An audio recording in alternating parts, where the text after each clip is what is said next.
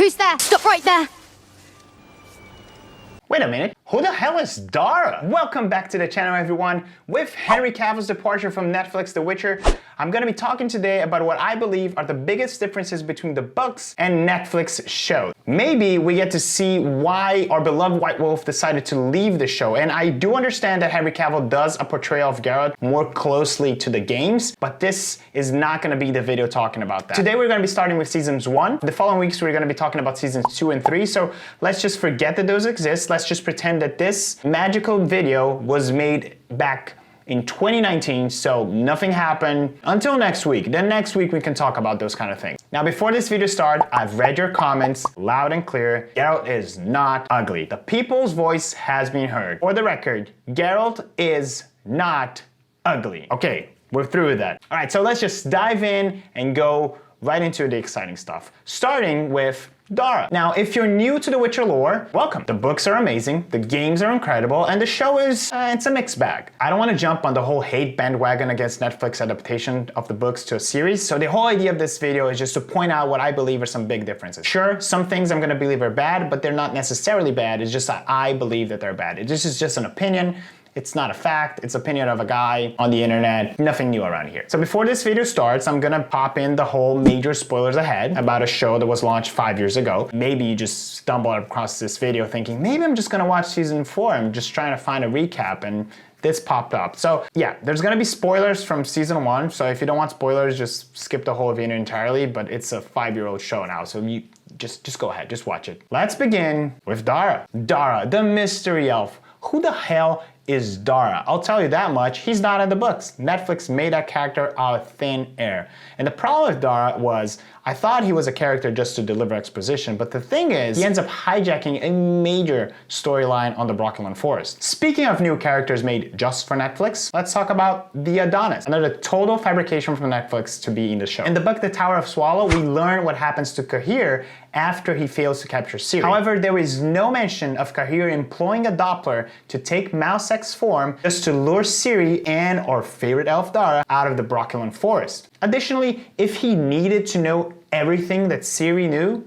how did he fail so miserably by one of the simplest questions ever? Except you have arthritis. Proving the point that adding characters doesn't make your story better. So maybe just stick with what you already have. I'm gonna give a rare win for Netflix, which is keeping Jaskar's original name. I honestly don't like the translation Dandelion. I understand that it was like, okay, we need to translate Jaskar to English, and Buttercup seems like too bad of a flower, just let's pick Dandelion, it's a little bit better. By keeping Jaskar, I feel that Netflix kept a little bit of their original Polish flavor. So yeah, well played Netflix. The whole convoluted timeline Netflix, that was a miss. Now I do understand that when you do that, you can pick up the whole, oh yeah, I'm just gonna put Ciri a little here, and then I'm put a little in Yennefer because those characters just appear a little bit later in the books. I do understand what they were trying to do here, but when you need a full-size image to explain to people watching where they are in the story, you kind of missed the mark. They could have just spared us from that mind-bending confusion at the beginning, trying to understand, wait, did this just happen? Didn't this character die? Is this in the past? Was that in the future? What the hell is going on? Let's give another win for Netflix. Roach. They did miss the chance of putting Roach on a roof for a video game related cameo, but Roach was one of the best actors out there. All jokes aside, the next win for me is the slaughter of Sintra, which I thought was pretty cool. We do get bits of information here and there in the books, but we don't have like the whole imagery of what happened, so they dedicating that was kind of pretty cool. They did, however, added Geralt into that battle, which was never there, so okay, creative differences, choices were made, but it still was a pretty fun battle to watch. This list is about to go downhill, so if you like the shows, might be a good time if you're warming up your little fingers and start typing in the comments why I'm wrong. With that out of the way, let's talk about how they assassinated Cahir as a character. Cahir is so different. Not only did he never employ a Doppler, but our boy Cahir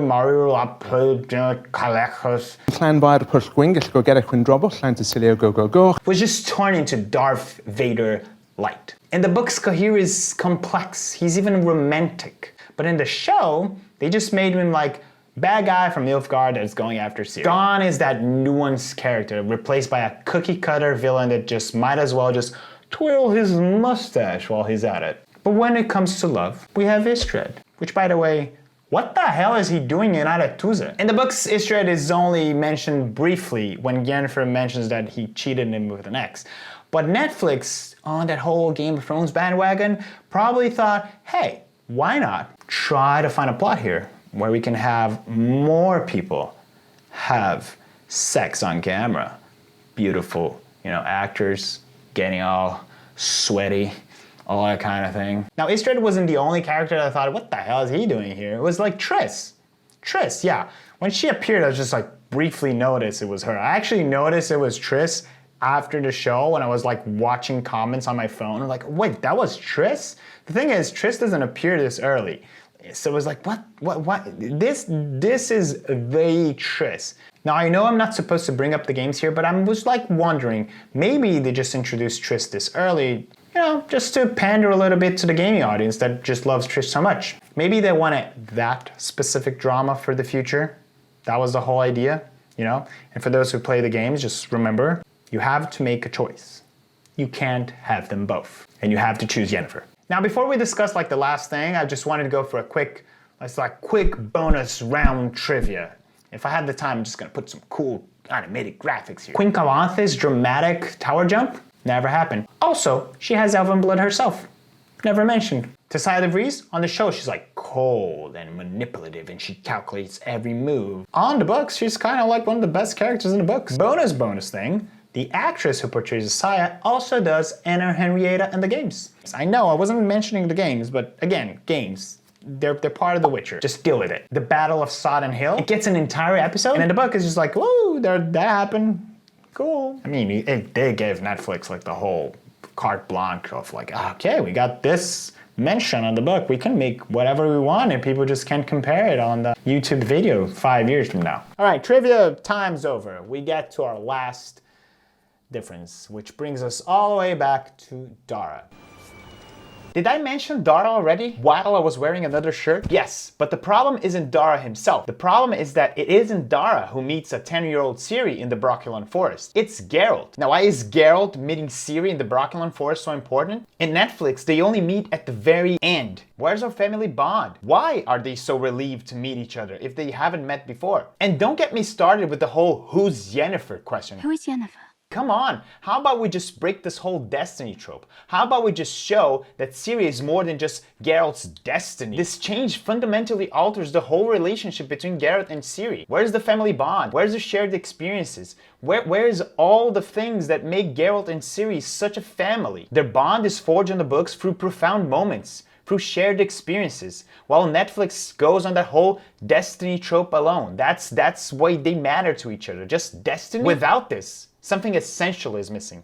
And the fact that the showrunners missed that set up a scary tone for season 2. So there you have it. That's what I believe are the biggest differences between season 1 of Netflix and the Witcher books. Do you agree with some of the changes? Do you believe that made it for a better show? Or do you think they should have just kept with the original material? I would love to hear your comments down below. If you want to know more about the differences between season 2 and season 3 of Netflix and their books, consider subscribing because we're going to be talking about those in the following week. So I will see you on the next video when we're going to be talking about how many baths do Geralt needs to take to remove all the drowning guts from his hair. All right, bye.